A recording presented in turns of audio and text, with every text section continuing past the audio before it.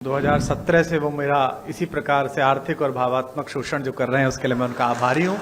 महाराज जी का शासन है, सम्मान से बुला रहे हैं चले जाओ, वरना सम्मान से भी बुला ही सकते हैं। एक संत वो हैं जिनसे सज्जन व्यक्ति मिलता है और मिलते ही मोक्ष को प्राप्त करता है।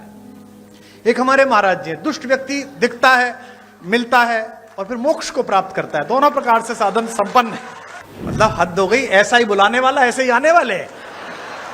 इस समारोह में मैं अपनी उपादेयता समझता हूं। मेरी उपादेयता हर बार ब्रजेश भाई तय करते हैं।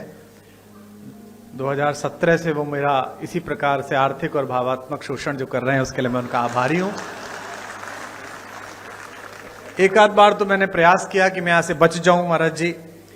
मुझे लगा कहीं जहां दूसरी जगह ठीक ठाक सामान हो वहां जाऊं, तो उसमें फिर जब इनकी नहीं चलती तो ये महाराज जी का नाम ले देते कि महाराज जी आएंगे, देख लीजिए आप। तो फिर मुझे लगता है कि महाराज जी का शासन है, सम्मान से बुला रहे हैं चले जाओ, वरना सम्मान से भी बुला ही सकते हैं।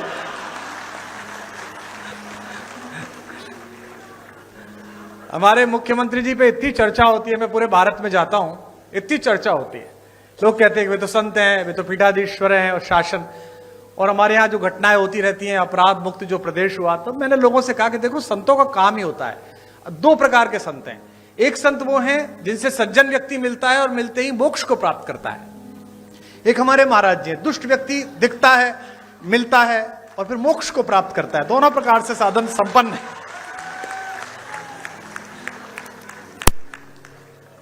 और आवश्यक भी है, क्या करें, देश ऐसी स्थिति में आ गया है। पहले डॉक्टर्स RX लिखते थे, वो RDX लिखने लगे हैं, क्या करेंगे आप। तो ऐसे समय में तो बहुत आवश्यक है। आदरणीय रक्षा मंत्री जी ने बड़ा उल्लेख किया। मेरा सौभाग्य रहा कि अटल जी की कृपा, उनका स्नेह मुझ पर भी रहा, और वो लगातार अपने घर पर एक गोष्ठी करते थे जिसमें रक्षा मंत्री जी की उपस्थिति होती थी, आदरणीय दिनेश भैया की उपस्थिति होती थी। तो पार्टी के सभी लोग बैठे हुए हैं आज यहाँ पर, बहुधा पार्टी के ही लोग हैं। तो तीन प्रकार की पीढ़ियां पार्टी में आ गई। एक अटल जी की पीढ़ी थी जिसमें आदरणीय अडवाणी जी, जोशी जी, वो एक पीढ़ी थी। फिर आदरणीय रक्षा मंत्री जी की, प्रधानमंत्री जी की एक पीढ़ी आई। अब एक तीसरी पीढ़ी हमारे यशस्वी मुख्यमंत्री जी की, देवेंद्र फडणवीस जी की। तीन पीढ़ियां लगातार काम कर रही हैं और तीनों के दृष्टिकोण में अंतर है। अटल जी कहते थे कि आपके घर पर कोई कूड़ा फेंके तो आप स्वयं साफ कर दो। मोदी जी की, राजनाथ जी की पीढ़ी कहती है कि आपके घर पे कूड़ा फेंके तो आप उससे ही साफ कराओ। और मुख्यमंत्री जी की पीढ़ी कहती है कि आपके घर पर कोई कूड़ा फेंके तो आप कूड़े को भी साफ करो। आप में से कुछ कम लोग समझे, इसके लिए मैं आपका आभारी हूं।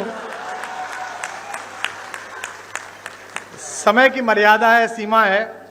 मैं केवल एक कविता सुनाऊंगा, चूंकि आदरणीय मुख्यमंत्री जी को जाना है और वे बहुत व्यस्तता उनके बीच है, समय है। अटल जी जैसे लोग किसी देश में शताब्दी में एक होते हैं। जैसा राजनाथ जी ने कहा, आदरणीय रक्षा मंत्री जी ने, कि पद बड़ा हो जाना महत्वपूर्ण नहीं है, कद बड़ा हो जाना महत्वपूर्ण है। और मैंने स्वयं देखा, हम लोग BA की पहली साल में पढ़ते थे। हमारे यहाँ के एक यशस्वी पत्रकार थे शिव कुमार गोयल जी, आदरणीय राजनाथ जी उनसे परिचित थे। अटल जी उनके साथ वंदे मातरम में संपादक थे, वे सह संपादक रहे थे। हमने एक कवि सम्मेलन कराया, एक कार्यक्रम कराया, सृजन महोत्सव, और हमने उनसे कहा कि अटल जी को बुलवा दीजिए। अटल जी उस समय विपक्ष में थे, उस बार चुनाव नहीं जीत पाए थे। तो हमने बुलाने के लिए गए और वो आ गए, और हम उस कार्यक्रम को संपन्न करने के लिए कहीं से धन जुटा रहे थे। तो नगर के एक उद्योगपति जो साड़ी का काम करते थे, उस जमाने में हम उनसे 501 रुपया लेके आए। तो जो 501 जिसने दिया था, उसने कहा कि मैं भाषण दूंगा। ये बड़ा संकट का काम था, लेकिन अब वो 501 दे रहा था तो भाषण दिलाना था। तो वो अटल जी का प्रशंसक था। वो खड़ा हुआ और उसने कहा, मैंने कहा तुम ज्यादा मत बोलना अंकल जी, थोड़ी देर बोलना। बोले बस मैं 2 लाइन पढ़ूंगा।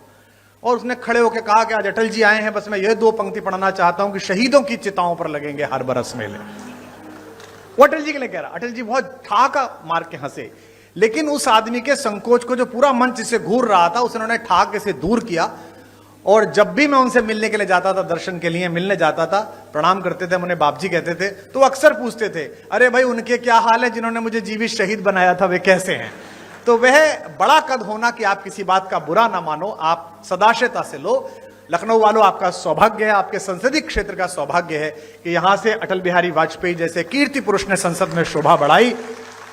और आज मुझे अपनी तालियों के बीच यह कहने की अनुमति भी दें कि अगर एक राजनीतिक विचार का विश्वविद्यालय है अटल बिहारी वाजपेयी, तो इस समय भारतीय राजनीति में उनके सच्चे प्रतिनिधि आपके इस समय के सांसद हैं, जो उसके कुलपति हो सकते हैं, जो आदरणीय रक्षा मंत्री जी हैं।